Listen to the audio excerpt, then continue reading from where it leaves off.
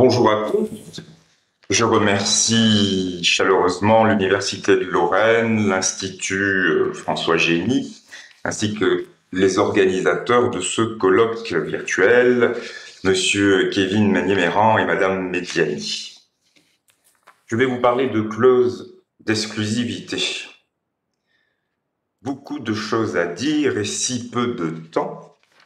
3 parties. Une présentation générale, d'abord. Ensuite, je mettrai l'accent sur la clause d'exclusivité d'achat et enfin sur la clause d'exclusivité de vente qui sont les deux applications les plus courantes. Commençons par une présentation générale en 3 temps. D'abord, je donnerai quelques exemples d'utilisation pratique de la clause d'exclusivité. Ensuite, nous discuterons un petit peu de sa nature juridique et puis enfin, je donnerai quelques conseils de rédaction. Les utilisations pratiques. La clause d'exclusivité est peut-être l'une des plus courantes de la vie des affaires. Elle est, en droit sinon en fait, réservée aux professionnels. Je n'ai pratiquement pas d'exemple de contrat comportant une clause d'exclusivité et qui serait conclu entre un professionnel et un consommateur, un simple particulier. Je n'ai en tête que le mandat des agents immobiliers, la situation où un simple particulier confie à une agence et une seule agence le soin de trouver un acquéreur pour un bien immobilier. En dehors de cet exemple couramment pratiqué, je ne vois pas réellement d'application de la clause d'exclusivité en dehors des contrats conclus entre professionnels. Il est vrai que cette clause est le propre des contractants fidèles qui affectionnent les relations intenses, les relations fidèles, et en cela la clause s'oppose peut-être aux tendances versatiles qui sont prêtées aux consommateurs contemporains. On imagine mal le consommateur se lier en exclusivité à une entreprise en particulier, et au demeurant, on pourrait douter de la validité de la clause. S'agissant des applications professionnelles, on les rencontre principalement dans le monde de la culture et des arts, et je songe bien sûr aux licences de marque, aux licences de brevets, aux contrats de communication de savoir-faire, à tous les contrats qui ont pour objet un droit d'auteur, notamment le contrat d'édition, qui présume la présence d'une exclusivité, ou le contrat de représentation qui, à l'inverse, présume l'absence de clause d'exclusivité. Il faut une stipulation expresse. Ces applications sont assez remarquables en ce que le monopole qui est offert par la loi va, par la clause d'exclusivité, pouvoir être reconstitué sur la tête du co-contractant du titulaire des droits. La clause évite en quelque sorte un démembrement des droits, et évite ainsi une déperdition de la valeur de ces droits, et parvient à reconstituer en définitive ce monopole sur la tête du co-contractant qui va retirer alors du contrat et grâce à la clause toutes les utilités de ce monopole. Si bien que la licence exclusive est peut-être le mode le plus naturel d'exploitation des droits de propriété intellectuelle, en concurrence avec la cession. Avec la cession qui opère une transmission plus radicale des droits, mais durée de cette transmission mise à part, la licence exclusive et la cession se distinguent finalement assez mal. Autres applications, parmi les plus courantes, le secteur de la distribution, bien sûr. Nous avons là les applications parmi les plus anciennes, puisque la clause d'exclusivité est très couramment pratiquée dès la fin du XIXe siècle. On a 2 exemples très anciens. D'abord, le contrat de bière. J'ai mis les guillemets, et cette expression est aujourd'hui encore utilisé pour désigner de manière générale le contrat d'achat exclusif, même lorsque ce contrat n'a pas pour objet la bière. Alors, l'explication est simple. Les premiers contrats d'achat exclusif apparaissent dans le nord de la France, à la fin du 19e, comme je l'ai dit, et vont lier un débitant de boissons, un cafetier, un hôtelier ou un restaurateur, à un fournisseur. Et le débitant va prendre l'engagement de s'approvisionner auprès de ce fournisseur en exclusivité, c'est-à-dire à l'exclusion de tout autre fournisseur. C'est l'ancêtre du contrat cadre de distribution. C'est le modèle, en quelque sorte, du contrat cadre de distribution qui devient par la suite le contrat d'achat exclusif ou contrat d'approvisionnement exclusif.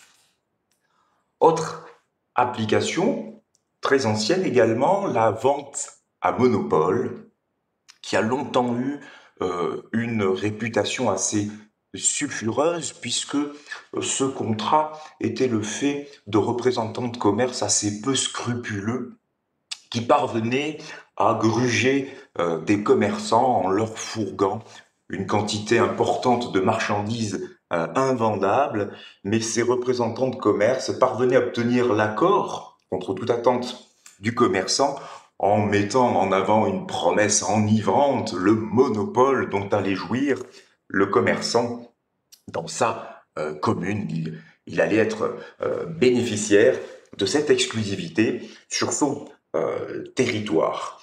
Donc, il y avait des applications assez malhonnêtes, un contentieux assez important qui pointait des pratiques dolosies, voire de l'escroquerie, puisque le représentant de commerce promettait une grande publicité, promettait des produits révolutionnaires, et en réalité, rien de tout ça n'était avéré.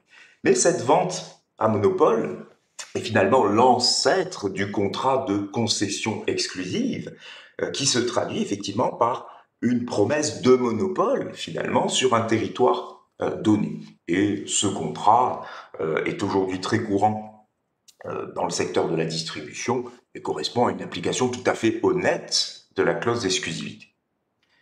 Puis, en dehors de la propriété intellectuelle et des contrats de la distribution, vous avez des applications très diverses. Je donne quelques exemples et je n'épuise pas le sujet.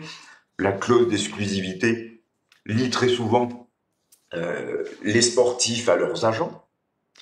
La clause d'exclusivité profite parfois aux preneurs dans le cadre d'un bail commercial, lorsque le bailleur confie une exclusivité à ce commerçant pour le type de commerce exercé. On peut rencontrer également la clause d'exclusivité dans le contrat de travail. Elle permet à l'employeur de se réserver la totalité, finalement, de la force de travail du salarié, y compris pour des activités qui ne seraient pas concurrentes. On trouve également la clause d'exclusivité dans le secteur libéral. Enfin, certains médecins obtiennent une exclusivité dans l'enceinte où ils opèrent pour la réalisation de certains actes. On trouve également des exemples dans le secteur bancaire avec la figure du contrat d'affacturage, puisque assez régulièrement, l'entreprise prend l'engagement de confier toutes ses créances à l'établissement financier avec lequel elle a contracté. Et puis, il y a enfin cet exemple que j'ai déjà donné, le fameux mandat donné aux agents immobiliers qui comporte souvent une clause d'exclusivité au bénéfice de l'agence. Voilà pour les principales applications. Un mot sur la nature juridique de la clause d'exclusivité, qui me conduit d'emblée à comparer cette clause avec sa cousine, la clause de non-concurrence. Ces deux clauses ont très souvent été confondues. Georges Dury, qui a été l'un des premiers à réfléchir à la clause d'exclusivité, l'a présentée d'ailleurs au départ comme une simple variante de l'obligation de non-concurrence. Pour quelle raison ? Eh bien, il y a une proximité évidente. Ces deux clauses reposent sur une obligation de ne pas faire. la même technique est utilisée. Mais il y a pourtant une grande différence. En présence d'une clause de non-concurrence, l'obligation de ne pas faire apparaît à la fois comme le moyen et la fin, comme la technique et le résultat de cette technique. Lorsque cette obligation de ne pas faire est respectée, le créancier reçoit la totalité des utilités attendues de la clause. Il n'espérait rien d'autre qu'une abstention de son co-contractant. Alors qu'en présence d'une clause d'exclusivité, l'obligation de ne pas faire n'est que le moyen et certainement pas la fin. L'obligation de ne pas faire n'est qu'une technique. Et il y en a d'autres. On peut construire une clause d'exclusivité avec une obligation de faire, on va le voir. Cette obligation de ne pas faire n'est qu'une technique au service d'une finalité, un moyen au service d'une autre finalité qui n'est pas une abstention. Le créancier d'une exclusivité qui n'obtient qu'une abstention de son débiteur n'obtient rien de ce qu'il espérait. En réalité, l'obligation de ne pas faire, dans le cadre d'une clause d'exclusivité, cherche à créer des obligations positives. Lorsqu'un acheteur n'a pas le droit d'acheter à d'autres fournisseurs, eh bien, le créancier de cette obligation espère, attend que le débiteur positivement s'approvisionne auprès de lui. Donc il y a là une différence majeure. L'obligation de ne pas faire n'est qu'un moyen au service d'une finalité qui, elle, est active, positive, dans la clause d'exclusivité, alors que dans la clause de non-concurrence, l'obligation de ne pas faire, finalement, est la finalité de la clause. Elle épuise, lorsqu'elle est exécutée, toutes les utilités attendues de la clause.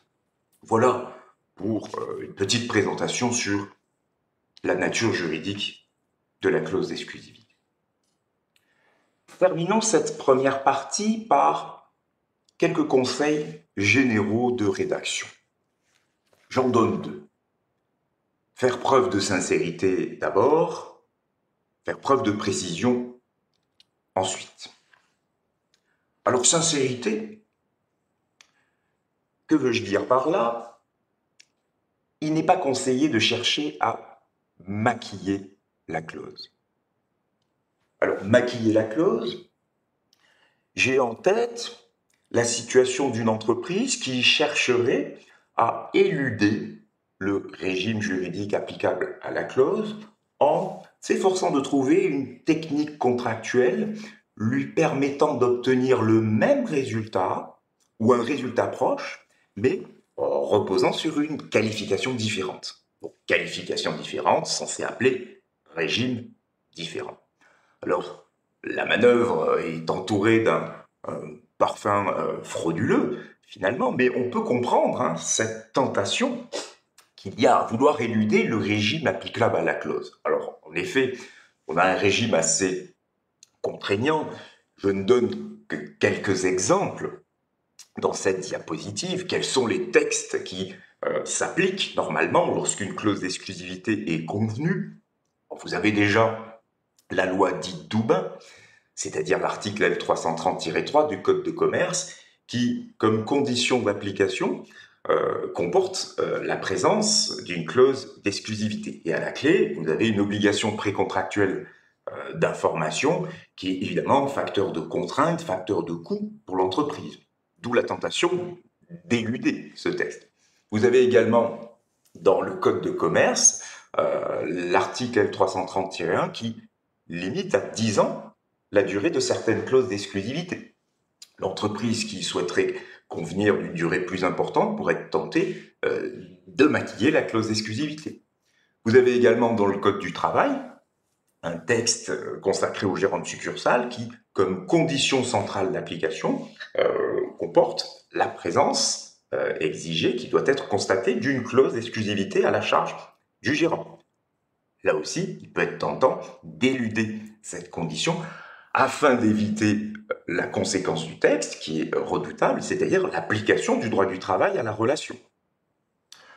Et, bien sûr, enjeu très important attaché à la qualification de clause d'exclusivité, le droit de la concurrence, et plus précisément l'interdiction des abus de position dominante. D'abord, une entreprise en position dominante qui exige une exclusivité de la part de ses clients, de la part de ses acheteurs, s'expose à la qualification d'abus de position dominante. Et ensuite, l'interdiction des ententes est évidemment très couramment appliquée aux contrats qui comportent une clause d'exclusivité, puisque la clause a pour objet ou pour effet de soustraire à la concurrence son débiteur. Il y a donc de nombreuses raisons de chercher à éluder finalement le régime applicable à la clause en s'efforçant d'obtenir un résultat similaire, mais par un moyen différent. Seulement, cette tentation ne doit pas masquer un risque qui est celui de requalification de la clause par le juge. Et ce risque est réel, on va le voir, puisque le juge assimile l'exclusivité de fait à l'exclusivité de droit, et par ailleurs, les textes assimilent la quasi-exclusivité à l'exclusivité totale. Alors voyons ces deux idées qui montrent que les manœuvres de l'entreprise sont vaines et doivent être découragées. Évidemment que le juge ne s'arrête pas à la dénomination de la clause et va chercher une réalité derrière l'apparence formelle créée par les parties. Si le juge constate la réalité d'une situation d'exclusivité, il va retenir la qualification adéquate et appliquer le régime que l'entreprise cherchait à éluder. Je donne quelques exemples sans épuiser évidemment le sujet. Exemples empruntés de la jurisprudence. D'abord l'exemple des clauses d'approvisionnement prioritaire que la Cour de cassation a eu à étudier, puisqu'elles étaient couramment pratiquées par certaines enseignes de la grande distribution, qui prétendaient que leurs adhérents, les distributeurs affiliés, n'étaient pas tenus de s'approvisionner exclusivement auprès de la centrale, et c'était seulement un approvisionnement prioritaire.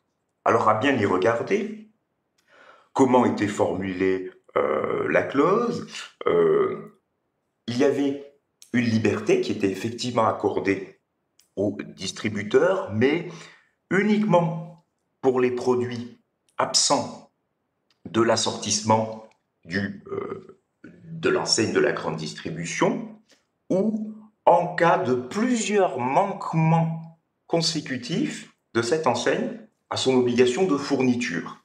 Et suivant les contrats, ces manquements consécutifs devaient être au nombre de 3 ou de 5.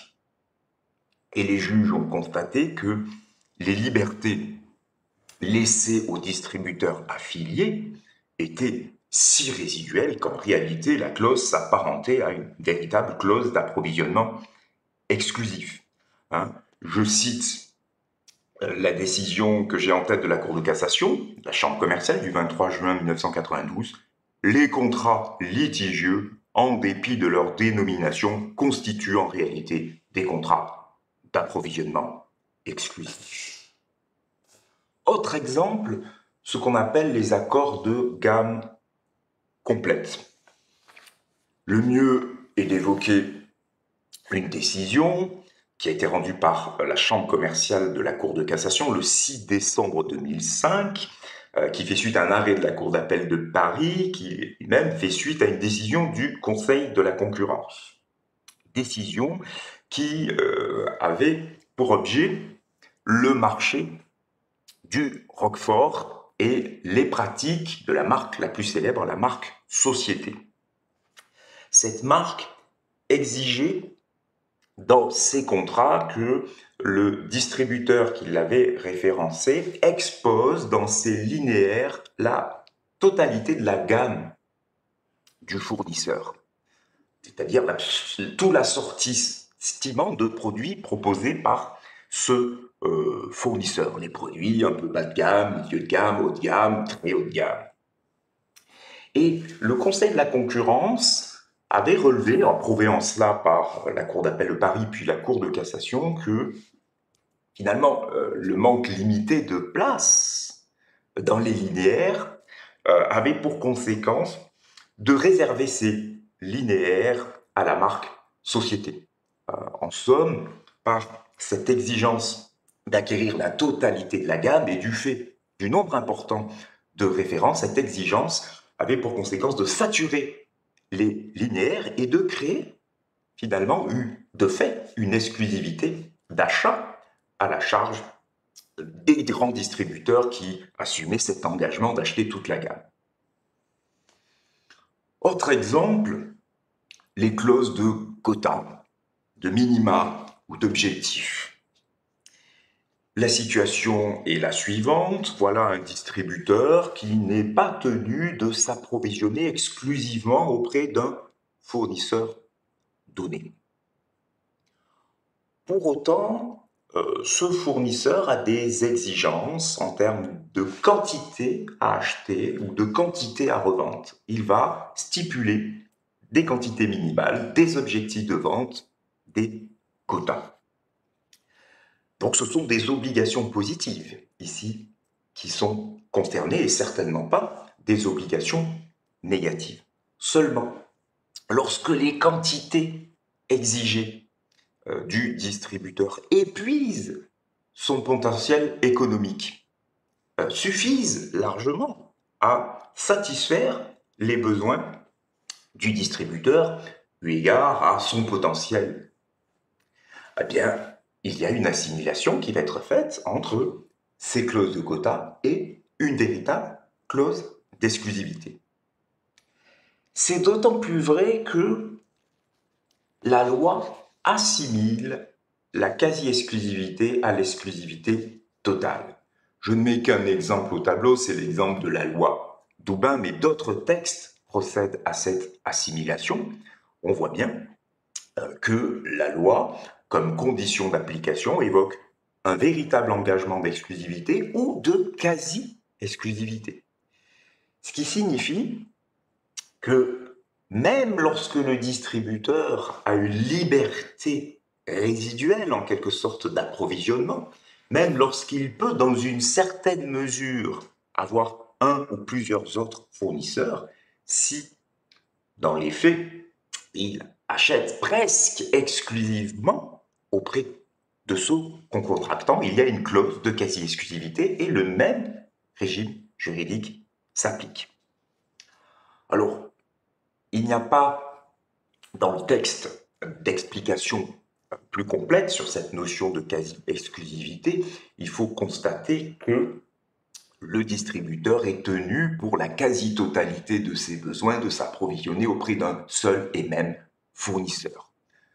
Par exemple, lorsque 90% de ses achats au moins doivent être effectués auprès du même fournisseur, on va estimer qu'il y a quasi-exclusivité.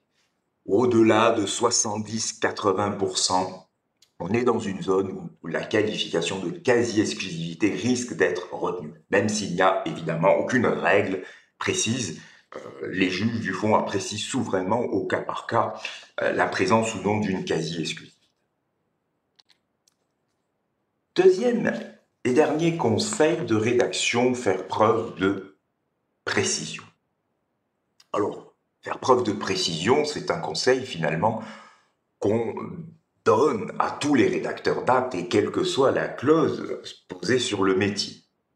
Mais cette exigence de précision s'impose d'autant plus en présence d'une clause d'exclusivité. Pourquoi ?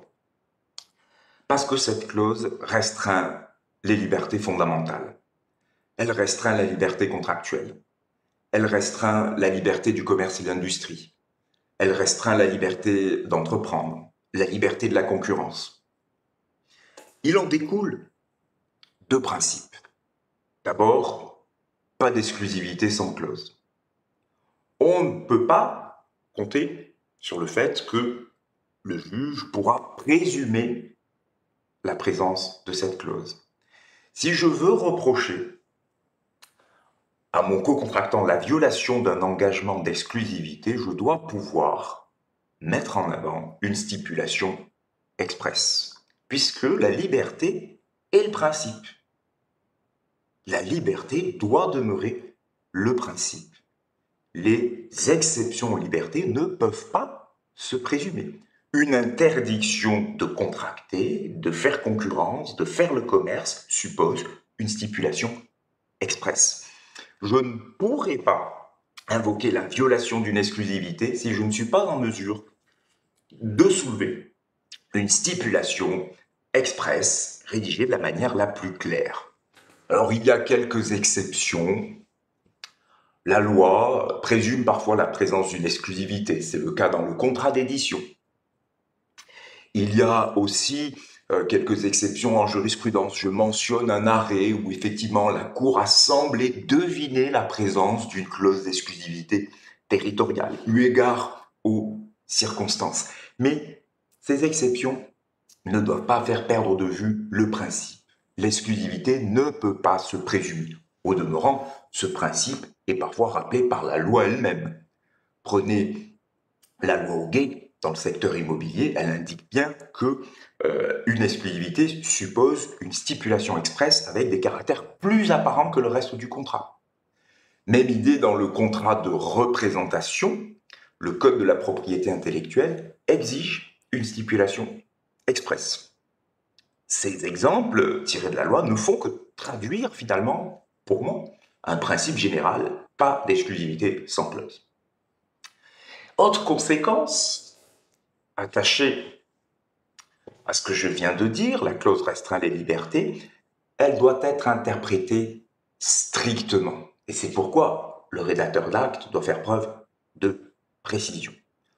Autrement dit, ce que la clause n'interdit pas expressément et de la manière la plus claire est autorisé, doit être autorisé, puisque le principe, c'est la liberté.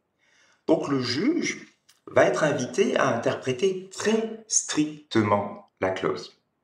Ce qui invite le rédacteur d'acte à réfléchir soigneusement à son périmètre, à sa portée. Quels sont les produits qui sont concernés? Quels sont les comportements qui sont précisément interdits? Lorsqu'un fournisseur donne un territoire exclusif à un distributeur et s'interdit donc de désigner un autre distributeur dans ce territoire, est-ce que ça signifie qu'il s'interdit lui-même de vendre à la clientèle dans ce territoire? Ah, il faut se poser la question.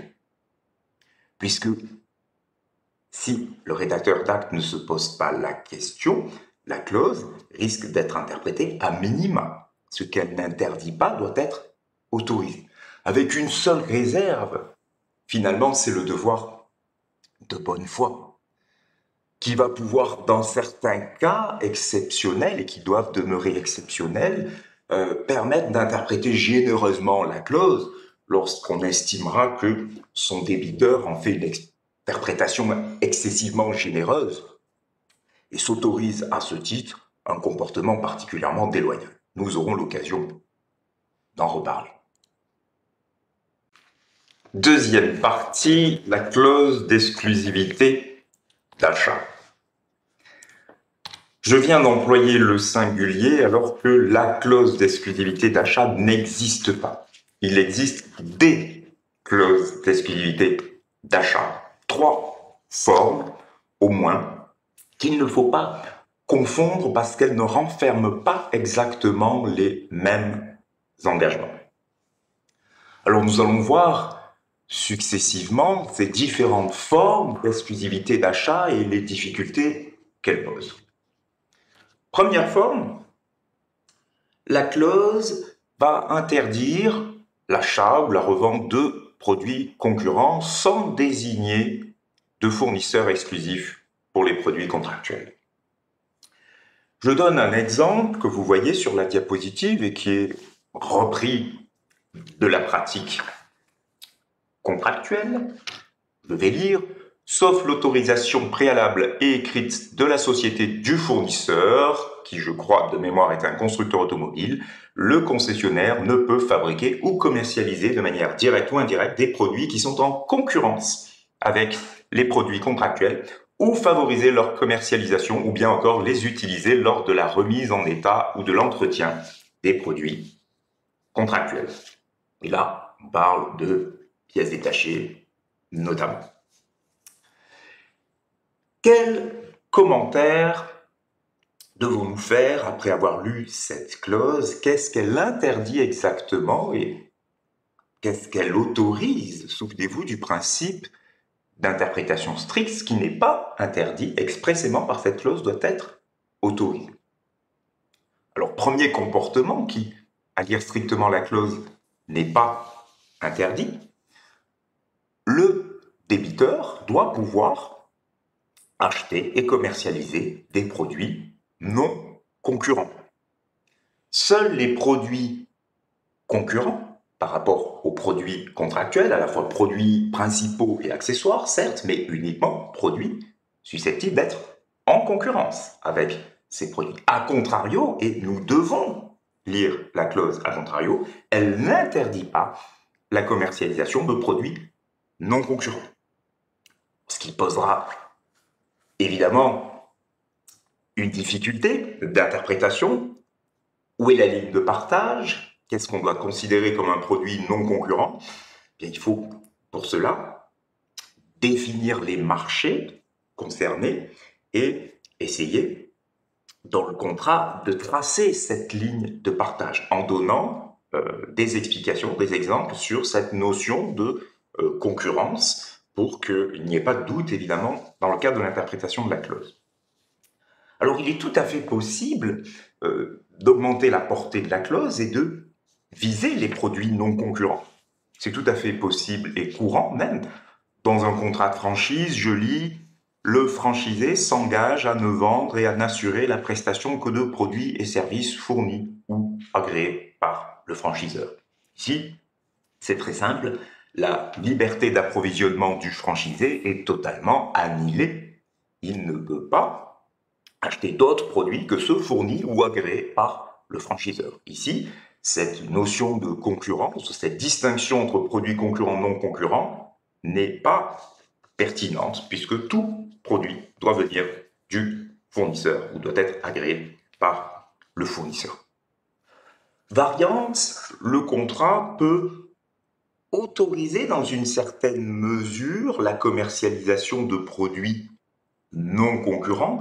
Je lis par exemple dans un contrat, le concessionnaire peut commercialiser tout autre produit ou article non concurrent au produit de la marque dans les limites d'un pourcentage qui n'excède pas tout à la fois 20% de ses volumes d'exposition, 20% de son chiffre d'affaires réalisé et 20% du montant global de ses stocks, et sous réserve que ces ventes n'altèrent pas l'image de marque du point de vente du concessionnaire par leur qualité inférieure ou leur mauvaise présentation. Donc il s'agit ici de préciser et limiter la liberté qui est offerte aux distributeurs de commercialiser des produits non concurrents, avec une limite en termes quantitatifs, ils ne doivent pas occuper un espace trop important, et également une réserve qualitative, ces produits non concurrents ne doivent pas nuire à l'image des produits contractuels. La clause, je reviens sur ce qu'elle interdit précisément, elle n'interdit que la commercialisation de produits concurrents. Qu'est-ce qu'elle doit alors autoriser, toujours à contrario et en application du principe d'interprétation stricte? Les produits contractuels peuvent être acquis auprès de la personne que le distributeur choisira. Il n'y a aussi aucune restriction quant à l'identité du fournisseur des produits contractuels. Le distributeur doit commercialiser des produits contractuels, mais la clause n'indique pas le fournisseur de ces produits. Et donc, le distributeur doit être libre de le choisir. Il peut s'adresser à son co-contractant, mais il peut s'adresser à une autre personne du réseau, à un grossiste, à un autre détaillant du même pays, d'un autre pays. Il n'y a ici aucune restriction applicable à ce qu'on appelle parfois les fournitures croisées ou les livraisons croisées, c'est-à-dire les ventes entre membres du réseau. C'est l'interprétation qu'il convient de donner à cette clause. Deuxième forme, et nous allons inverser tout ce que nous venons de dire. Ici, la clause désigne un fournisseur exclusif pour les produits contractuels sans interdire l'achat de produits concurrents. C'est très simple. Le distributeur doit acheter les produits contractuels définis au contrat uniquement auprès de son co-contractant ou d'un tiers désigné par le co-contractant. Mais pour le reste, si le contrat ne l'interdit pas expressément, le distributeur aura la possibilité d'acheter et de revendre des produits concurrents. La restriction portée par la clause ne concerne que l'identité du fournisseur des produits contractuels. Imaginez par exemple un concessionnaire Suzuki qui aurait l'obligation d'acheter les produits Suzuki uniquement auprès du constructeur, un grossiste en rapport avec le constructeur, mais qui n'aurait pas de restriction en ce qui concerne la possibilité de vendre des motocycles de marques concurrentes. Alors, quelles sont les difficultés posées par la clause? Déjà, il faut soigneusement définir les produits contractuels, avec cette difficulté que les contrats prévoient parfois des clauses ouvertes, pour tenir compte de l'évolution du catalogue du fournisseur, avec cette difficulté que l'article 1163 exige pour les contrats un contenu certain, c'est-à-dire déterminé ou déterminable. Et les clauses ouvertes fragilisent évidemment le contrat. Le contentieux est assez rare sur ce point, mais il y a au moins une ou deux affaires où les juges ont annulé la clause d'approvisionnement exclusif dès lors, pour le motif qu'elle était bien trop ouverte et était censée accueillir tout produit susceptible d'être au catalogue du fournisseur. Donc, dans la mesure possible, il faut lister les produits contractuels, les décrire et renvoyer un avenant pour le cas où il y aurait une évolution. Et la deuxième difficulté concerne l'hypothèse où c'est un tiers, et non pas le co-contractant, qui va être le fournisseur exclusif des produits contractuels. Alors ce tiers peut être désigné dans le contrat ou à désigner ultérieurement, ce qui n'est pas en soi choquant, dans la stipulation pour autrui, et ce mécanisme y ressemble. Le tiers peut être désigné ultérieurement, c'est-à-dire simplement déterminable, mais des difficultés se posent lorsque le contrat excès courant prévoit une clause pénale. Clause pénale censée jouer lorsque le distributeur n'achète pas les quantités requises ou viole la clause d'exclusivité. Eh bien, le tiers qui n'a pas été désigné expressément bénéficiaire dans le contrat, qui viendrait à réclamer le paiement à son profit de la clause pénale, généralement échoue dans ses prétentions. Lorsque le tiers n'est pas désigné, lorsqu'il n'est pas expressément désigné comme étant bénéficiaire de la clause pénale, seul le co-contractant peut en réclamer le paiement. Donc ça, c'est une difficulté à anticiper lorsqu'un tiers intervient pour la fourniture des produits. Troisième forme, eh bien c'est très simple. Elle additionne les deux formes précédentes. C'est la variante la plus restrictive, qui est souvent présentée comme étant la clause d'achat exclusif, alors qu'il ne s'agit que d'une forme possible au demeurant la plus contraignante. Eh bien, c'est la clause qui interdit l'achat de produits concurrents et la revente de produits concurrents, voire non concurrents, si le contrat le prévoit, et qui, en outre, désigne une personne, le contractant ou un tiers, pour la fourniture des produits contractuels. Donc on a une addition des restrictions susceptibles d'être produites par une clause d'achat exclusif. Un cumul des deux formes. On a ici, et les spécialistes du droit de la concurrence y retrouveront, à la fois une atteinte à la concurrence intra-marque, c'est-à-dire une restriction quant au choix du fournisseur des produits contractuels, Le distributeur devra les acheter uniquement auprès, par exemple, du fournisseur français, du grossiste français. Il ne pourra pas acheter les produits auprès d'un autre fournisseur, d'un autre grossiste, venant d'un autre État membre ou d'un autre détaillant. C'est ce qu'on appelle une restriction aux fournisseurs croisées, et c'est une atteinte à la concurrence intramarque au sein du réseau. Et l'autre atteinte, c'est l'atteinte à la concurrence intermarque, puisque le distributeur n'aura pas le droit d'acheter et de vendre des produits concurrents. Il ne pourra pas s'approvisionner auprès de fournisseurs concurrents. Donc il y a bien une concurrence, une atteinte à la concurrence entre différentes marques.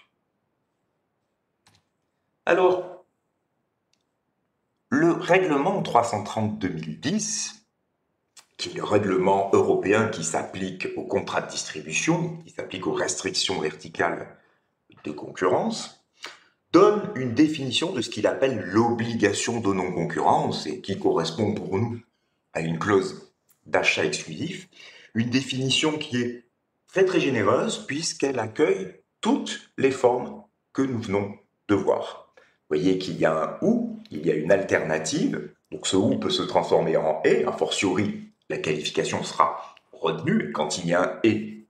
Alors c'est ce que j'appelle la troisième forme, celle que nous venons de voir. Regardez cette définition. La première partie de la définition correspond à la clause que nous avons identifiée tout au début. Elle interdit d'acheter des produits concurrents, et c'est tout. La deuxième forme impose un fournisseur pour les produits contractuels. Et la qualification est généreuse puisqu'elle intègre la quasi-exclusivité. Il suffit que ce fournisseur soit désigné pour satisfaire plus de 80% des besoins du débiteur de la clause, et alors la qualification est retenue. Ça, c'est la deuxième forme que nous avons vue tout à l'heure, avec cette variante de la quasi-exclusivité.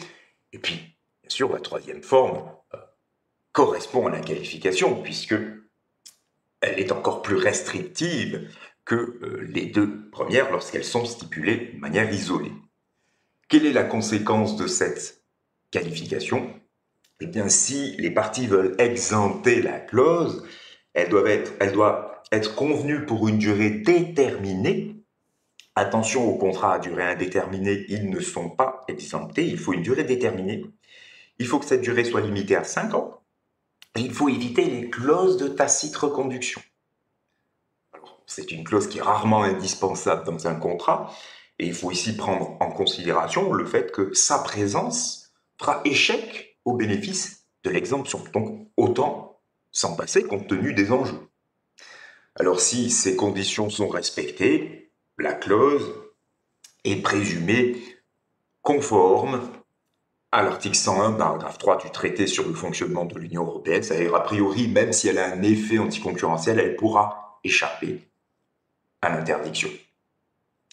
Sauf position dominante, là, si le fournisseur a des parts de marché plus généralement qui sont très élevées, il ne bénéficiera pas de l'exemption et il risque d'être poursuivi pour abus de position dominante. Troisième et dernière partie, la clause d'exclusivité de vente. Là encore, j'ai employé le singulier alors que la clause d'exclusivité de vente n'existe pas. Il existe des clauses d'exclusivité de vente, puisque là encore, plusieurs formes sont possibles. J'ai identifié au moins 4 variantes, plus ou moins contraignantes, et nous allons d'ailleurs suivre une progression. La première forme d'exclusivité de vente est la plus douce, la moins contraignante pour son débiteur et la moins avantageuse pour son créancier. Et puis, forme par forme, nous ajouterons des contraintes, nous ajouterons des avantages pour le créancier de l'exclusivité. Première forme, voyons ce qu'elle prévoit exactement et ce qu'elle n'interdit pas, puisque nous gardons toujours en tête le principe d'interprétation stricte de la clause. Je l'appelle l'exclusivité d'implantation ou exclusivité d'appartenance au réseau, mais il n'y a rien d'officiel, il n'y a pas d'appellation qui serait spécialement retenue pour cette clause qui est très souvent confondue avec les autres formes, si bien qu'elle crée du contentieux. Je ne donne qu'un exemple au tableau d'une clause tirée du contentieux, donc d'un arrêt de la Cour d'appel de Toulouse. Je lis la clause: le franchisé reçoit le droit exclusif d'user à titre d'enseigne de la marque, je crois que c'était Petit Boy, des vêtements pour enfants, et de commercialiser la totalité des produits de la collection Petit Boy selon les techniques mises au point par le franchiseur. En l'espèce, le franchisé exerçait son activité dans l'enceinte d'un hypermarché, dans la galerie marchande. Et il avait constaté que l'hypermarché était en parallèle fourni par le franchiseur en produits de la même marque. Il s'en était donc plaint auprès des magistrats toulousains qui, lisant la clause que vous avez sous les yeux, en ont déduit qu'elle n'interdisait pas par elle-même la commercialisation des produits par un canal autre que le franchisé. Puisque cette clause avait pour objet, et uniquement pour objet, la marque utilisée comme enseigne et le savoir-faire du franchiseur. Autrement dit, le franchisé était le seul dans sa zone à pouvoir arborer la marque comme enseigne et à pouvoir mettre au point le savoir-faire, à pouvoir mettre en œuvre, le savoir-faire mis au point par le franchiseur. Mais cette clause ne se traduisait, prise à la lettre, par aucune exclusivité de fourniture au bénéfice du franchisé. Le franchisé était le seul à pouvoir se prétendre franchisé. C'est pourquoi je parle de bénéfice d'appartenance au réseau officiel. Mais pour autant, le fournisseur se réservait le droit d'alimenter d'autres canaux, c'est-à-dire des distributeurs non officiels, en tout cas ayant un statut différent, des distributeurs non franchisés tels que l'hypermarché. Alors il y a ici une illustration très nette de ce principe d'interprétation stricte, mais avec une réserve dans l'arrêt. Après avoir admis la licéité de ces ventes opérées par le franchiseur, dans leur principe, les magistrats se sont demandé si leur ampleur ne risquait pas de priver le franchisé des bénéfices attendus du contrat de franchise. Ce contrat est censé permettre est censé favoriser une réussite commerciale, et ces ventes ne devaient pas finalement compromettre l'objet même du contrat de franchise. Mais en l'espèce, les ventes étaient assez sporadiques, si bien qu'il n'a pas été jugé que le fournisseur avait repris d'une main ce qu'il avait donné de l'autre. Donc il y a toujours cette réserve finalement de la bonne foi, de la loyauté, qui peut permettre dans certains cas d'interpréter la clause au-delà du principe d'interprétation stricte que j'évoquais tout à l'heure. Il y a tout de même la loyauté, la bonne foi, appliquée ici dans le contexte particulier du contrat de franchise. Deuxième forme, on va franchir un cap. Nous conservons l'exclusivité d'implantation et nous allons ajouter une exclusivité de fourniture dans le territoire. Cette fois, ça y est, le distributeur sera le seul opérateur fourni dans le territoire. Ce qui faisait défaut précédemment et cette fois expressément prévu. Le fournisseur ne livrera pas d'autres points de vente dans le territoire. Alors, qu'est-ce que la clause n'interdit pas expressément si elle est rédigée telle que je viens de la décrire? Eh bien, elle n'interdit pas les ventes qui sont susceptibles d'être opérées par le fournisseur lui-même. Lorsque le fournisseur dit « je ne livrerai pas d'autres distributeurs dans le territoire », il ne dit pas nécessairement qu'il ne vendra pas lui-même à la clientèle dans ce territoire. Alors que faire? Que faire quand le contrat ne dit rien? Si vous avez une clause, c'est très simple. La clause peut expressément, et là la question ne se pose plus, dire que le fournisseur ne pourra pas vendre dans le territoire. Ou alors, la clause peut autoriser ses ventes dans le territoire, mais dans une certaine limite. Par exemple, c'est ce qu'on appelle la clause de clientèle réservée. Le fournisseur peut, par exception au principe d'interdiction de vente dans le territoire, se réserver certains canaux de vente, certains clients. Alors, à une époque, on expliquait que le fournisseur pouvait se réserver la vente par correspondance, ce qui aujourd'hui n'est pas possible. Le fournisseur ne peut pas se réserver la vente par Internet. En revanche, il peut peut-être se réserver certaines catégories de clients, seul ou en concurrence avec le distributeur. Par exemple, le contrat peut prévoir que le fournisseur pourra vendre aux entreprises de plus de 50 salariés, aux communes, à toutes les communes, ou aux communes de plus de 2000 habitants. C'est à réfléchir. Il faut évidemment que le rédacteur d'acte se pose la question, est-ce que le fournisseur pourra concurrencer son propre distributeur? Et si oui, dans quelle mesure? S'il n'y a pas de clause, la jurisprudence n'est pas claire. C'est vrai que le principe d'interprétation stricte conduit à retenir que le fournisseur doit pouvoir vendre librement dans le territoire. Mais ce faisant, il concurrence son propre distributeur. Donc il peut y avoir des limites sur le fondement du devoir de bonne foi. Si ces ventes opérées par le fournisseur compromettent l'activité du distributeur, gênent cette activité au point que le distributeur n'atteindra pas les résultats qu'il pouvait espérer, eh bien via le devoir de bonne foi, on pourrait exceptionnellement admettre de faire condamner le fournisseur. Mais dans le principe, si le contrat ne prévoit rien, le fournisseur doit pouvoir vendre dans le territoire. Alors, s'agissant des ventes en ligne, ça a été d'ailleurs expressément admis, une exclusivité territoriale offerte à un distributeur n'empêche pas le fournisseur d'ouvrir un site internet et de vendre dans le territoire du distributeur via ce site internet. Sur cette question-là, au moins, la jurisprudence a tranché de la manière la plus claire. Troisième forme d'exclusivité de vente, qu'on appelle parfois l'exclusivité territoriale renforcée, celle que nous venons de quitter, c'était l'exclusivité simple.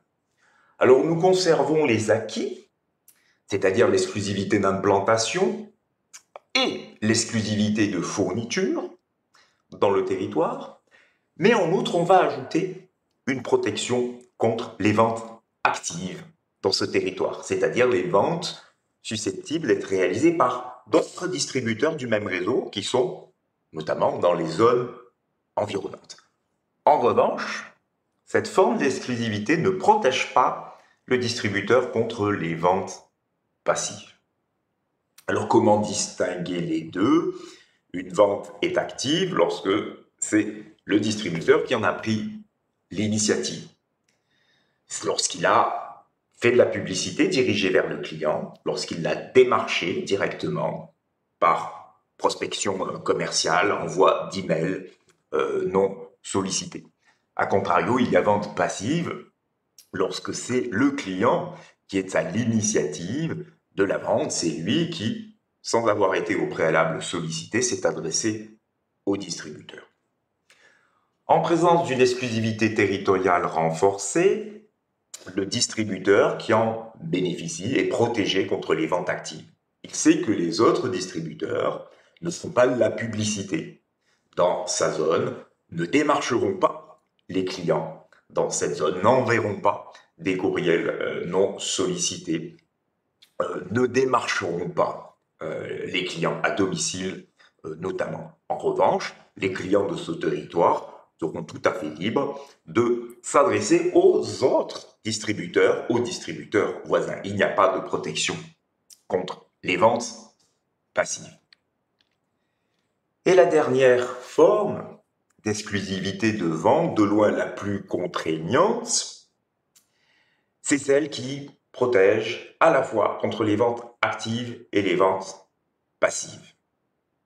C'est l'idée d'un monopole finalement absolu.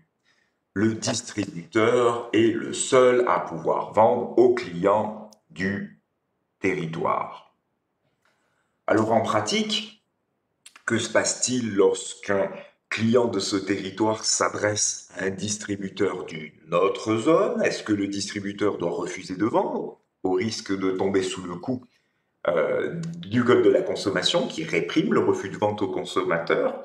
Bien non, pas nécessairement.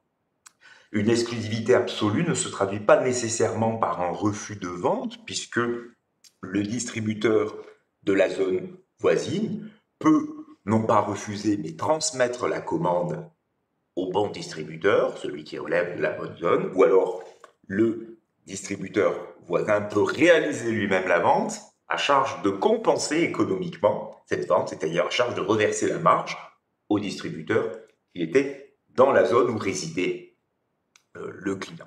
Donc il est tout à fait possible de construire une exclusivité absolue sans qu'il y ait de refus de vente opposé au consommateur. Le tout est que, économiquement, toutes les ventes susceptibles d'être réalisées vers les clients du territoire doivent revenir au distributeur du territoire correspondant. Avec une réserve importante, le droit de la concurrence, le droit européen de la concurrence s'oppose fermement aux exclusivités territoriales absolues puisqu'elles sont susceptibles de cloisonner les marchés nationaux. Donc ces clauses reçoivent la qualification de restrictions caractérisées. Elles ont le plus souvent un objet anticoncurrentiel et elles ne bénéficient pas du règlement d'exemption que nous avons évoqué tout à l'heure, et une exemption individuelle est peu probable. Il n'y a qu'une exception lorsque le fournisseur investit un nouveau marché, lance une nouvelle marque, il peut pendant une durée limitée, 2 ans, nous dit la Commission, restreindre les ventes sur ce territoire qui sont le fait d'autres distributeurs que celui qui va lancer la marque, et afin bien sûr de protéger les investissements très importants qui vont devoir être faits par le distributeur bénéficiaire de l'exclusivité pour le lancement de cette marque.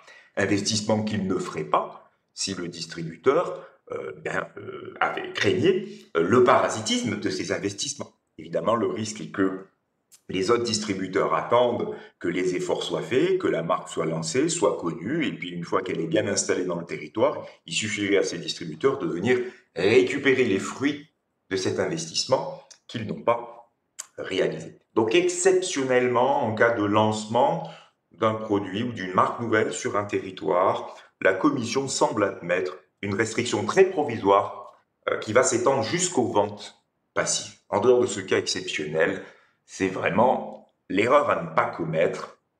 Il ne faut pas stipuler d'exclusivité territoriale absolue.